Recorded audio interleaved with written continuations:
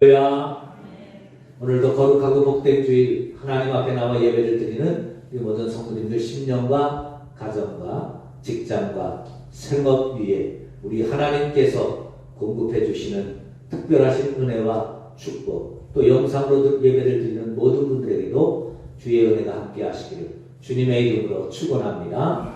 옆에 계신 분들과 함께 인사하겠습니다. 대단하십니다. 무슨 일을 해도 성공하실 겁니다. 대단하십니다. 무슨 일을 해도 성공하실 겁니다. 가슴에 손을 얹고 우리 자신을 이렇게 축복하겠습니다. 나는 모든 것을 축복으로 바꾸는 사람입니다. 나는 잘 되는 사람입니다. 할렐루야. 축복으로 바꿀 수 있는 마음과 믿음과 자신과 당당함이 믿음을 통해서 우리에게 있기를 주의 이름으로 축원합니다. 지난 주간에 여러분들이 기도해 주시는 가운데 캄보디아 앙코르 신학교에 가서 강의를 잘 마치고 왔습니다.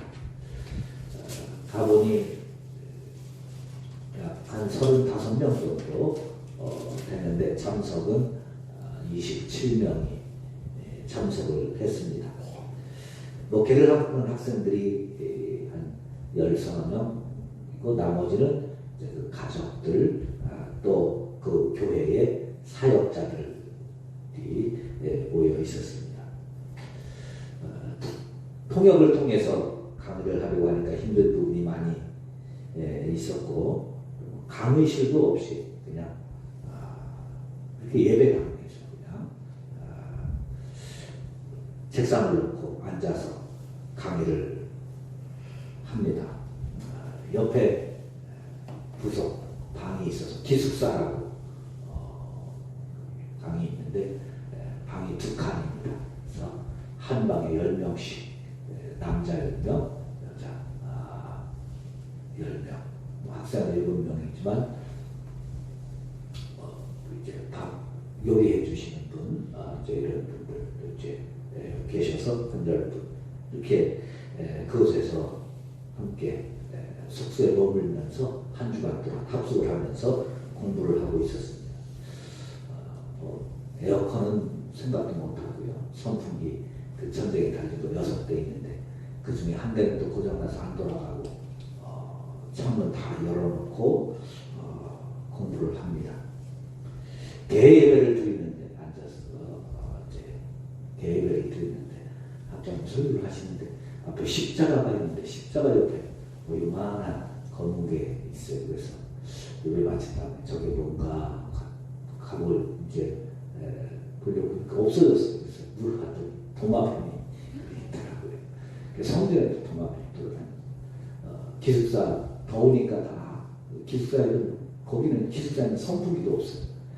그냥 문을 다 열어놓으니까 방에도 그 도마뱀도 왔다 갔다 하고 하는 그런 처지더라고요. 참 마음이 아팠습니다. 옆에는 그 CM립의 한국 그 선교사협회에서 세운 캄보디아 장로의 신학대학이 있습니다. 그 도시 하노이 그 수도에 있는데 그 CM립에 분교를 세웠어요. 5층 건물에. 그래서 이제 거기는 다 새로 해가지고 에어컨까지 다 들여놨더라고요. 근데 거기는 이 학생들을 갈 수가 없어요.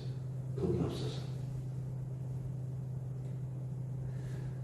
이 학생들은 오는 차비까지, 오고 가는 차비까지 다 선교사님이 대주고 한 달에 한 번씩 일주일씩 모아서 하는데 다 먹여주고 재워주고 그래야 되는 학생들입니다.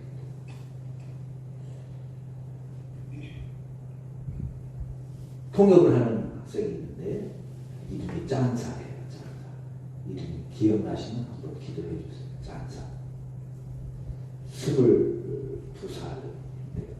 우리나라 대구 대학교에 와서 한국어를 연습을 하고 갔다는 거예요. 그래서 이제 통역을 합니다.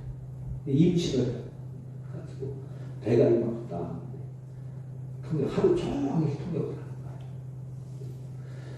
거예요. 저희야 이제 한 분은 오전에 강의하고 저는 오후에 강의하고 오후에 기온이 보통 37, 8도 이렇게 올라가는데 한번 강의하면 온 몸에 땀이 그냥 물 흡수하는데 그 가서 그 어린애는 임신한 놈으로 하루 종일 통역을 하는데 그래서 직업이 뭐냐고 그냥 교회를 한다 했더니 그게 아니고 공무원이랍니다. 통계청에 근무하는 공무원이고 남편은 고등학교 수학 선생님이고 그래도 꽤 엘리트. 그 한 달 봉급을 얼마나 받느냐? 그러니까 한 달 봉급이 들어가는데 이제 한 3년 돼서 300불 받는답니다. 신랑도 300불. 300불이면 얼마인지 아세요? 1불에 1,300원씩이잖아요. 1,300. 그러면 300불 390만 원. 아니 39만 원. 한 달 월급이 공무원 한 달 월급이 39만 원이에요.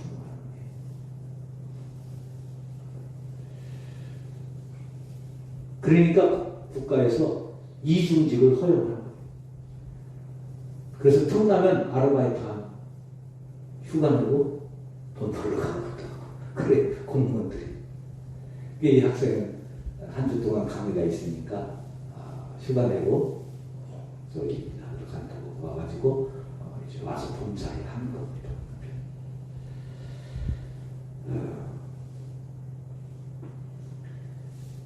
제가 선교지를 방문하면서 처음으로 선교훈련 좀 하시라고 좀 강조를 드렸어요. 제가 처음 있는 일이었습니다. 우리 교회 뭐 헌금한 그 건축하면서도 건축 헌금하시라고 제가 강조 안 하지만, 근데 선교훈련 하시라고 강의를 이제 저도 제가 이 광고를 왜 했지? 광고하면서. 그런데 또 광고를 한번 했으니까 또 덜프 광고를 했는데요. 가서 그러니까 왔다 갔다 하는 비행기값만 60만 원. 이 코로나가 너무 많이 세상을 바꿨어요. 그 전에는 한 3, 40만 원 왔다 갔는데 그렇게 오른 거예요. 그 이제 헌금해 주신 걸 가지고 100만 원 좀 안 되는 돈을 가지고 갔습니다. 가서 보니까 참 학생들이 그런 거예요. 너무 아프고 또 그 선교사님 사모님이 계시는데 사모님이 몸이 불편하신데 한국에서 목사님들 오셔서 고생하신다고 그 아픈 몸살 난 가운데서도 그 이제 점심을 학교에 가서 먹으니까 집 사택하고 거리가 숙소하고 거리가 차 타고 한 20분 정도 이렇게 가는데 반찬을 겉절이를 이렇게 하고 잡채를 하고 아픈 몸 해가지고 근데 너무 마음이 아파서 선교훈련 가운데 한 밤이 돼서 사모님을 몰래 드렸어요. 사모님 이건 목사님한테도 밝히지 마시고 뭐 교회에 사용하지 마시고 목사 사모님 용돈으로 좀 쓰세요. 한 30만 원 이렇게 해가지고 그럼 달러가 없어가지고 여러분들이 몇 분이 목사님 가시면 그래도 혹시 쓰실 때 있으시면 쓰시고 또 품위유지 또 이렇게 할 때 대접하고 있으면 대접하라고 몇 분이 주신 거 그 보니까 너무 마음이 아파서 그냥 사모님 드리고 나머지 이제 목사님 드렸는데 너무 감사한 건 매달 목사님들이 가시거든요. 한국에서 매달 목사님들이 가시는데 물론 이제 우리 교회보다 작은 교회에 목사님들도 가시긴 하셔요. 그런데 이 선교사님이 너무 건강하시는 거예요. 그래서 왜 그런가 그랬더니 가서 강의만 그냥 하고 오고 대부분 선교를 못 드리는 분들이 많은 거예요. 그래서 참 잘했다. 하나님이 그래서 감동을 주셨구나 하는 생각이 있어서 너무 감사했습니다. 여러분 어려우신 가운데 최선을 다해서 선교 언급해 주셔서 작은 금액에 불과하지만 우리 교회로서는 아주 큰 금액이었어요. 그러나 그 금액을 하나님께서 우리를 통해서 여러분을 통해서 하게 하셨습니다. 대단히 감사하고요. 헌금해 주신 모든 분들께 하나님께서 놀라운 은혜와 축복으로 함께해 주실 줄 믿습니다. 그렇게 하시기를 축복합니다. 정말 우리 교회들이 너무 고마웠어요. 너무 감사했습니다.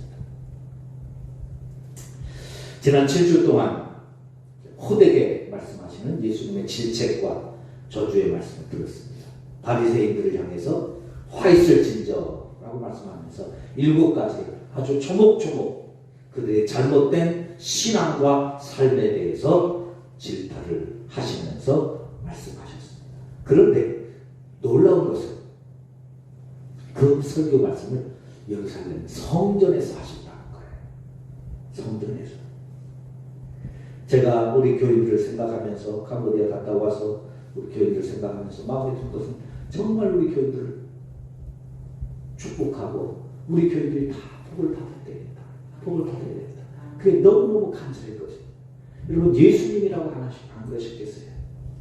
예수님이라고 안 그러셨겠어요? 그 성전에 모인 그들을 얼마나 마음껏 축복하고 싶으셨겠어요? 잘되게, 건강하게, 복되게, 형통하게 또 하는 일들이 잘 되도록 하기 위해서 얼마나 애쓰시겠어요? 그런데 그 성전에서 예수님이 강하게 호되게 말씀하시고 있습니다. 그 이야기를 들으면서 그 설교를 들으면서 많은 바리새인들이 돌이키고 회개하는 사람들도 있었고 반감을 가지고 이제 돌아서는 사람들도 있었겠죠. 결국 그렇게 반감을 가진 사람들이 예수님을 십자가에 5일 후에 못 박는 겁니다. 그런데 오늘 본문에서 예수님께서 왜 그렇게 말씀하셨는지, 왜 예수님께서 그렇게 말씀하셔야만 됐는지, 그리고 예수님이 그 말씀을 하시면서 예수님의 마음은 얼마나 아프고 힘들고 고통스러우셨는지를 오늘 본문을 통해서 보여주고 있습니다. 그 7가지 화를 선포하시면서 그 설교를 듣는 바리새인들이 얼마나 힘들었겠어요. 여러분 생각해 보세요. 7주 동안 교회 와서 설교를 듣는데 계속해서 목사님이 야단만 치는 거예요. 호되게 야단만 치는 거예요. 그것도 그냥 야단치는 게 아니라 여러 번 그렇게 예수님은 저주 왔습니다. 지옥 갑니다. 그렇게 가지면 그렇게 심각하고 복 하나 못 받습니다. 저주 왔습니다. 이런 설교를 7주 동안 계속했다고 생각해 보세요. 그 설교를 들으면서 얼마나 힘들겠어요. 많은 분들이 아이고 저 설교 끝나면 교회 가야지. 뭐 그런 심지어 뭐 그렇게 생각하는. 그래서 교회를 출석을 좀 안 하려고 하는 그런 부담감이 없겠어요. 그런데 그 설교를 듣는 바리새인들이 힘들고 고통스러웠던 것뿐만 아니라 그 설교를 듣는 예수님은 더 힘들고 고통스러우셨다는 거지.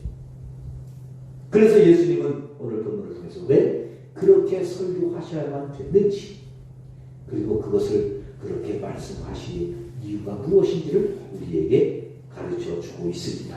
오늘 이 말씀을 통하여 오늘도 우리에게 말씀하시는 그 예수님의 마음, 그 진심, 그리고 그 말씀을 하시게 하는 예수님의 마음속에 담겨진 사랑이 저와 여러분들의 마음속에 와 닿고, 이게 예수님의 사랑이었구나, 이게 예수님의 긍휼이었구나, 이게 예수님이 나를 변화시키기 위한, 회복시키기 위한 축복의 말씀이었구나, 그것이 깨달아지는 은혜가 있기를 주님의 이름으로 축원합니다.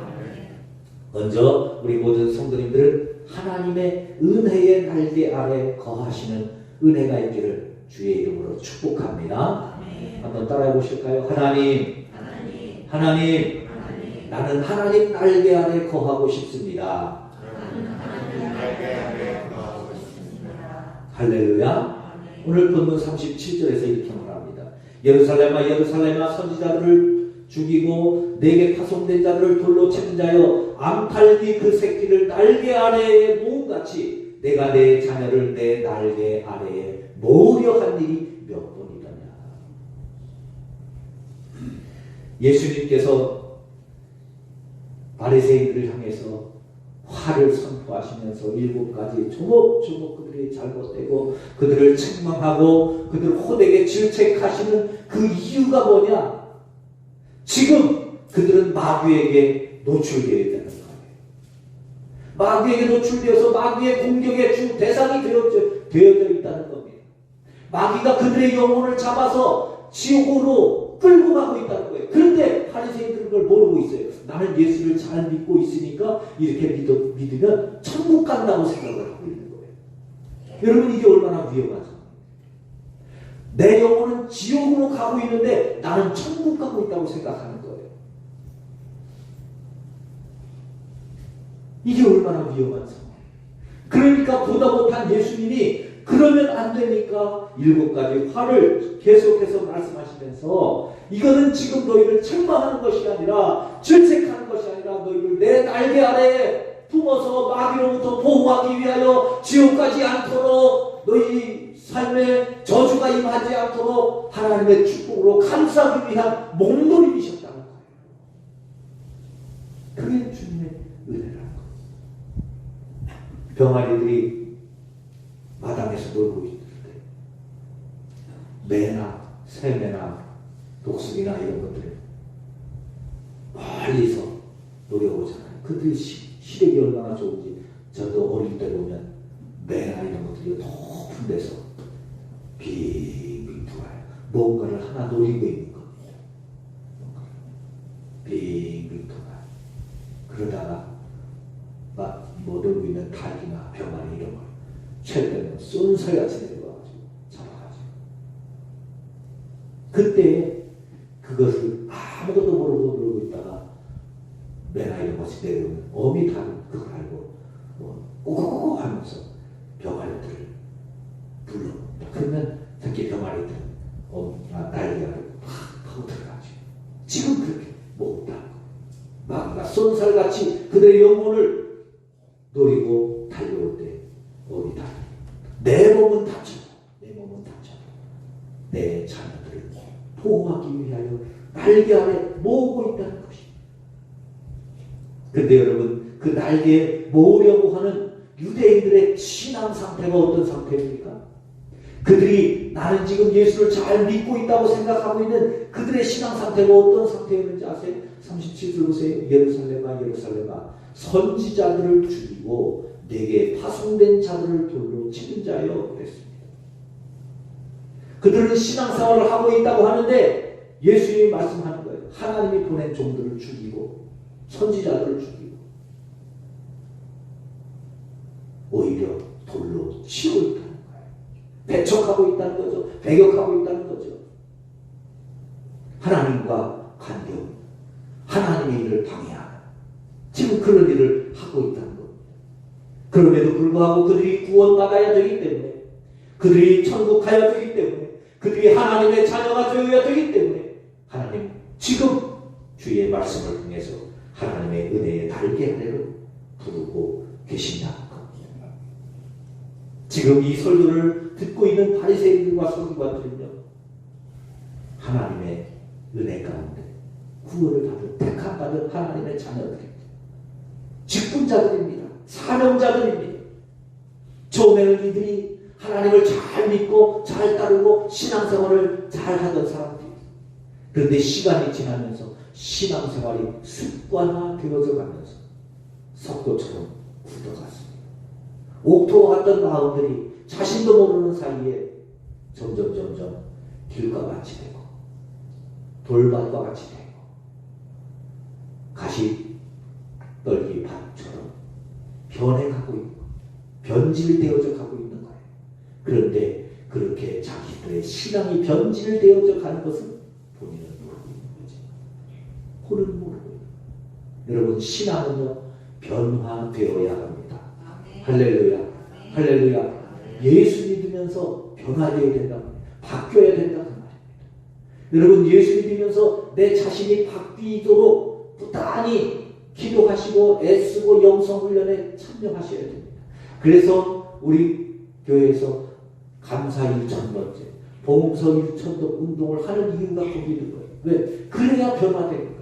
말씀을 읽어야, 말씀을 들어야, 말씀이 있어야 변화되거든요. 감사해야 변화됩니다. 원망하고 불평하면서 변화되지 않아요. 말씀과 관계없이 내 주어진 일에 바빠서 허덕이면서 한 주간 동안 살아가는 동안 변화는 없어요.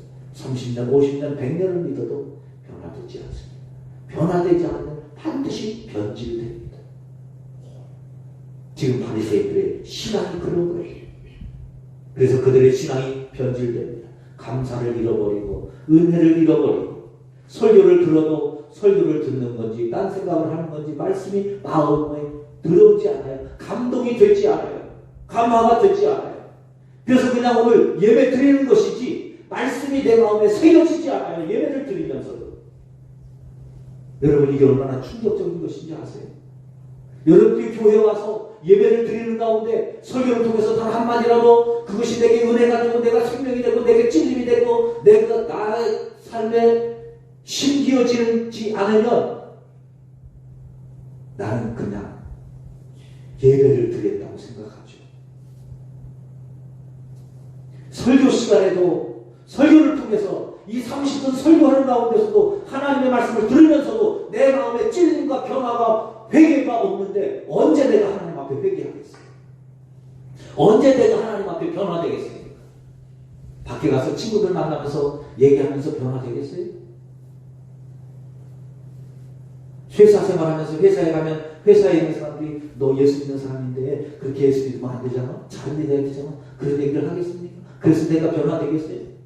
가정에서 부모님이 너 그렇게 예수 믿으면 안 된다고, 잘 믿어야 된다고 충고하고 교회 가야 된다고, 교회 가자, 힘들도 교회 가자, 가서 하나님 앞에 기도하자, 그런다고 변화되겠어요? 아니요. 반감만 일어납니다.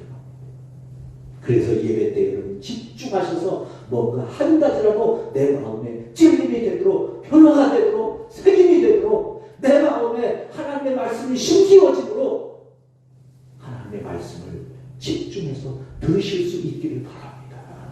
그래야 변화됩니다. 안 그러면 변질돼요. 변질되면 뭐라고 하는지 아세요? 내가 그래도 집사인데, 내가 그래도 권사인데, 내가 장로인데, 내가 50년을 예수 믿었어요. 50년 믿은 게 무슨 자랑이에요, 여러분? 아니에요. 예수 믿는 건요, 말씀에 내 마음에 심는 겁니다. 심으셔야 됩니다. 세상에서 가장 독한 냄새가 어떤 냄새인지 아세요? 고기가 썩는 냄새, 단백질 썩는 냄새. 뭐 풀이나 이런 식물 썩는 냄새는 단백질 썩는 냄새, 지독하죠. 좋은 것이 그렇습니다. 세상에서 가장 흉측한 게 뭔지 아세요? 종교인들이 타락하는 거예요. 예수 믿는 사람들이 예수 믿는 사람 안 되고 교회 다니는 사람 되는 게 제일 무서운 거예요. 그러면서 나는 교회 다니는 사람 있네 그러면서 세상에서 가장 추악한 일을 하는 겁니다. 변화가 안 돼요. 그게 그 사람들이 교회 욕을 먹게 하고 하나님 얼굴에 녹질하는 거예요. 많은 사람들이 지금 바림새화 되어져 가고 있습니다. 변질되어져 가고 있다는 거예요. 우리 교회는 변질되지 않고 변화되어져 가는 성도들이 날마다 늘어가시자 주님의 이름으로 축원합니다.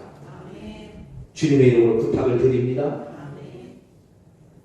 하나님은 지금도 우리를 날개 아래 품으시기 위하여 애쓰고 계십니다.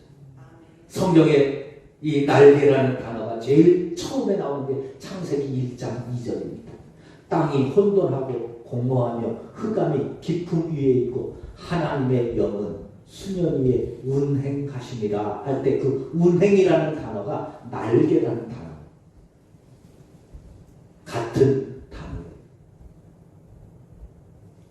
땅은 혼돈합니다. 공허합니다. 캄캄합니다. 아무것도 없습니다. 혼란스럽습니다. 그런데 그 위를 하나님의 날개로 덮으신다는 거예요. 여러분, 우리의 신앙이 지금까지 변화되지 못하고 변질된 모습, 예수 믿으면서도 내 성격, 내 성품, 내 말, 내 생각, 내 성깔, 내 성질, 내 모습대로 살았던 우리들의 모습, 오늘 본에 나오는 것처럼 선지자들을 죽이고 또 파송된 자들을 돌로 치는 그와 같은 모습이라 할지라도 하나님의 날개는 그 위에서 우리를 덮고 계시고 우리를 품으셔서 하나하나 빛이 있으라, 땅이 생겨라, 바다가 생겨라 하듯이 하나하나 우리를 갖고 가시고 변화시켜 가시는 하나님이신 줄로 믿습니다. 그 날개 아래로 우리가 들어갑니다.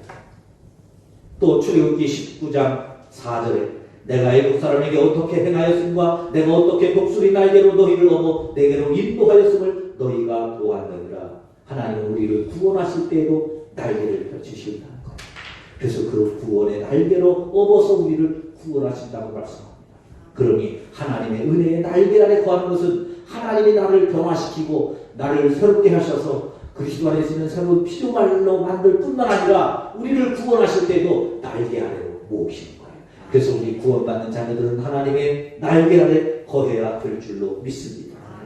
출애굽기 25장 20절 그룹들은 그 날개를 높이 펴서 그 날개로 속죄소를 덮으며 그 얼굴을 서로 대하여 속죄소를 당하고 그룹들이 성전의 속죄소 위에 날개로 덮는다는 거죠.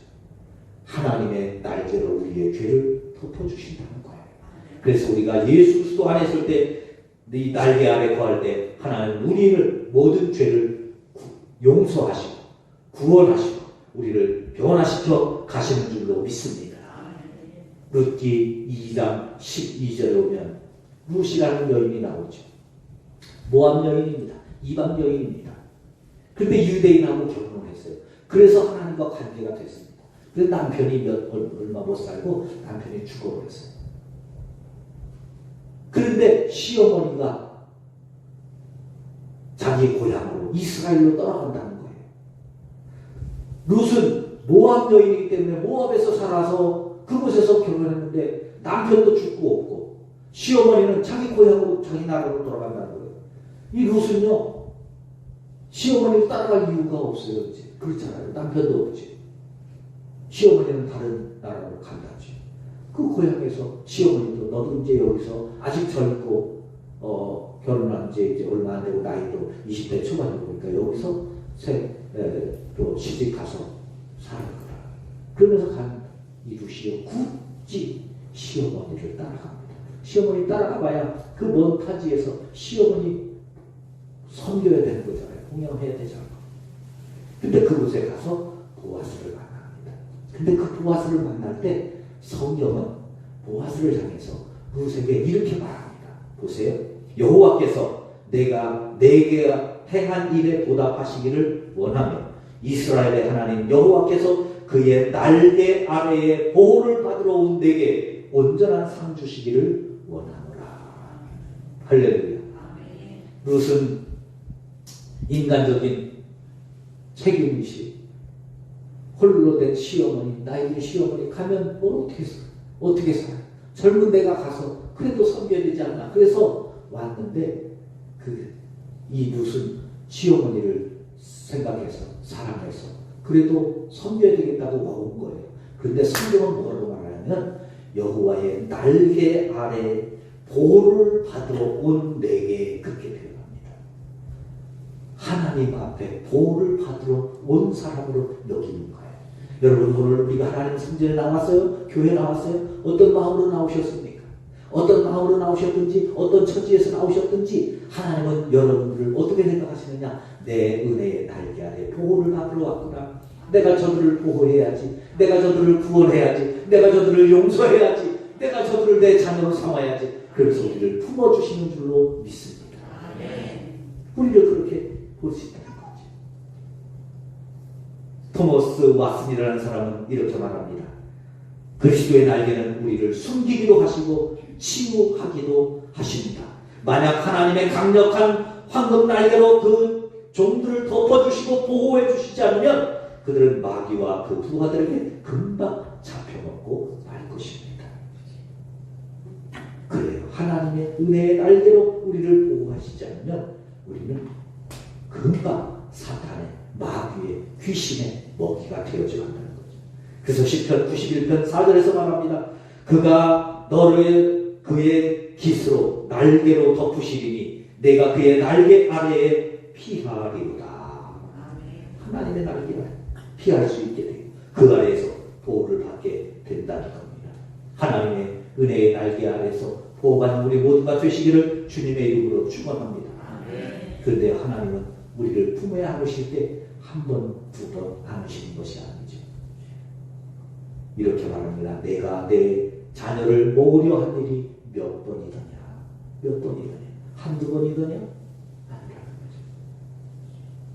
베드로가 형제가 내게 죄를 지으면 몇 번이나 용서를 해주겠습니까? 7번입니까? 그랬을 때 예수님 뭐라고 말씀하셨죠? 70번씩 7번이라.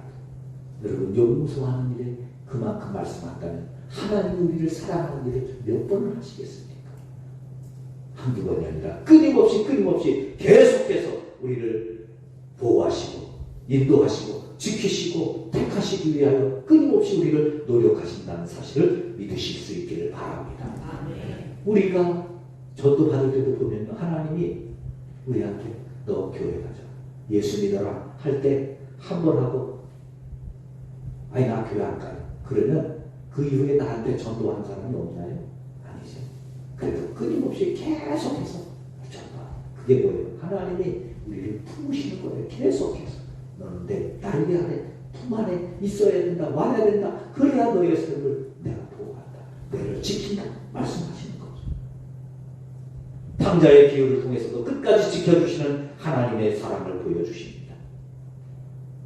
포도원의 비유를 통해서도 종들을 반복해서 보내 소장농들은 주인이 보낸 종들을 때리고 죽이고 그래서 계속 거부를 하지만 계속 종들을 보내고 마지막에는 그 아들까지 보내시잖아요.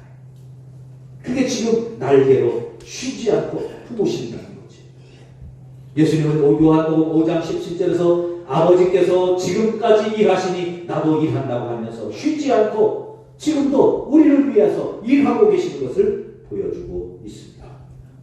여러분 하나님은 지금도 우리를 주의 날개 아래로 품으시고 돌아오도록 기다리고 계신다는 사실을 기억하실 수 있기를 바랍니다. 여러분 우리가 왜 캄보디아를 위해서 헌금을 했습니까? 제가 왜 그곳에 다녀왔겠습니까? 하나님께서 우리를 통해서 그들을 부르시는 거예요. 그들을 품에 안으시기 위해서 부르시는 거예요.